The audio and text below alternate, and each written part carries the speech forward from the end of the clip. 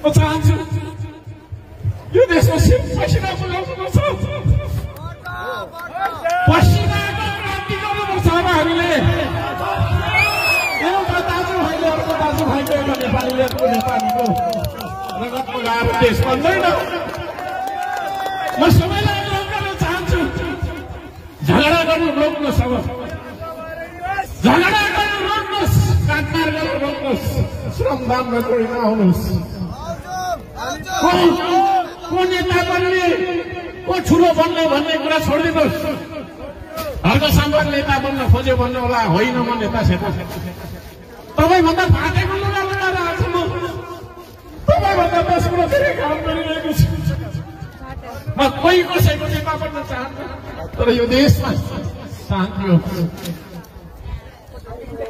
यो देशमा रगत नबगोस् भन्ने मेरो चाहना हो।